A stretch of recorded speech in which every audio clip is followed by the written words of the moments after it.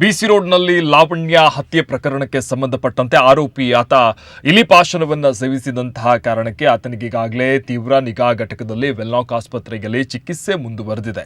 ಇನ್ನೂ ಕೂಡ ಆತನಿಗೆ 3 ದಿವಸಗಳ ಕಾಲ ಅಂದರೆ ಮಿನಿಮಮ್ ಆಗಿ 3 ದಿವಸಗಳ ಕಾಲ ಆತನಿಗೆ ಚಿಕಿತ್ಸೆ ಮುಂದುವರಿಬೇಕು ಮತ್ತು ಆತನನ್ನ ನಿಗಾದಲ್ಲಿ ಇಡಬೇಕು. ಯಾಕಂತ ಹೇಳಿದ್ರೆ ಆರೋಗ್ಯದಲ್ಲಿ ಏನಾದರೂ ಏರುಪೇರಾಗುವ ಸಾಧ್ಯತೆಗಳು ಇರೋದ್ರಿಂದ ಯಾಕಂತ ಹೇಳಿದ್ರೆ ಒಂದು ಬಾರಿ ಪೊಲೀಸರು ಆತನನ್ನ ವಶಕ್ಕೆ ಪಡೆದುಕೊಂಡ ಬಳಿಕ ಅಂದ್ರೆ ಕಾನೂನು ಕ್ರಮದ ಅಡಿಯಲ್ಲಿ ನ್ಯಾಯಾಲಯಕ್ಕೆ ಹಾಜರುಪಡಿಸಿ ಆತನನ್ನ ವಶಕ್ಕೆ ಪಡೆದುಕೊಂಡ ಬಳಿಕ ಅರೆಸ್ಟ್ ಮಾಡಿದ ಬಳಿಕ ಮತ್ತೆ ಆರೋಗ್ಯದಲ್ಲಿ ವ್ಯತ್ಯಯಗಳು ಆಗಬಾರದು ಅನ್ನುವಂತಹ ನಿಟ್ಟಿನಲ್ಲಿ ಸದ್ಯ ಪೊಲೀಸರು ಈಗಾಗಲೇ ವೈದ್ಯರು ಕೂಡ ಸೂಚನೆಯನ್ನು ಕೊಟ್ಟಿರುವಂಥದ್ದು. ಆತನನ್ನ ಇನ್ನೂ ಕೂಡ 3 ದಿವಸಗಳ ಕಾಲ ಆತನಿಗೆ ಚಿಕಿತ್ಸೆ ಮುಂದುವರಿಬೇಕು.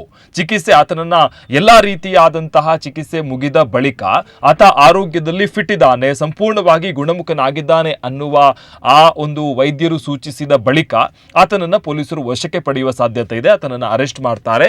ಆ ಬಳಿಕ ನ್ಯಾಯಾಲಯಕ್ಕೆ ಹಾಜರುಪಡಿಸಬೇಕು ಮತ್ತು ವಿಚಾರಣೆ ನಡೆಸಬೇಕು ಮತ್ತು ಆತನನ್ನ ಮಹಾಜರು ಪ್ರಕ್ರಿಯೆ ಇಂತಹ ಕಾನೂನು ಪ್ರಕ್ರಿಯೆಗಳೆಲ್ಲ ಆಗಬೇಕಾಗಿದೆ. ಹಾಗಾಗಿ ಆತನಿಗೆ ಇನ್ನು ಕಡಿಮೆ ಅಂತ ಹೇಳಿದ್ರು 3 ದಿವಸ ಚಿಕಿತ್ಸೆ ಮುಂದುವರಿಯುವ ಸಾಧ್ಯತೆಗಳಿದೆ. ಯಾಕಂತ ಹೇಳಿದ್ರೆ ವಿಷ ಪದಾರ್ಥವನ್ನು ಆತ ಸೇವಿಸಿರುವಂತಹ ಕಾರಣಗಳಿಗೋಸ್ಕರ ಅದು ಆರೋಗ್ಯದಲ್ಲಿ ಯಾವಾಗ ಬೇಕಾದ್ರೂ ಕೂಡ ವ್ಯತ್ಯಯಗಳಾಗಬಹುದು. ಆತನ ಒಂದಷ್ಟು ಅಂಗಾಂಗ ವೈಫಲ್ಯ ಆಗುವಂತ ಎಲ್ಲ ಸಾಧ್ಯತೆಗಳೆಲ್ಲ ಇರುವುದರಿಂದ ಮುಂದಿನ ಅಂದ್ರೆ ಒಮ್ಮೆ ವಶಕ್ಕೆ ಪಡೆದ ಬಳಿಕ ಯಾವುದೇ ರೀತಿಯ ಆರೋಗ್ಯ ಸಮಸ್ಯೆಗಳಾಗಬಾರದು. ಏನಾದರೂ ಪೊಲೀಸರು ವಶಕ್ಕೆ ಪಡೆದಂತಹ ಸಂದರ್ಭದಲ್ಲಿ ಆರೋಗ್ಯದಲ್ಲಿ ಹೆಚ್ಚು ಕಮ್ಮಿ ಆದರೆ ಸಮಸ್ಯೆ ಆಗುವ ಸಾಧ್ಯತೆಗಳಿದೆ. ಹಾಗಾಗಿ ಆತನ ಆರೋಗ್ಯ ಕಂಪ್ಲೀಟ್ ಆಗಿ ಸರಿಯಾದ ನಂತರ, ಸಂಪೂರ್ಣವಾಗಿ ಆತ ಗುಣಮುಖನಾದ ನಂತರ ಆತನನ್ನು ವಶಕ್ಕೆ ಪಡಿತಾರೆ.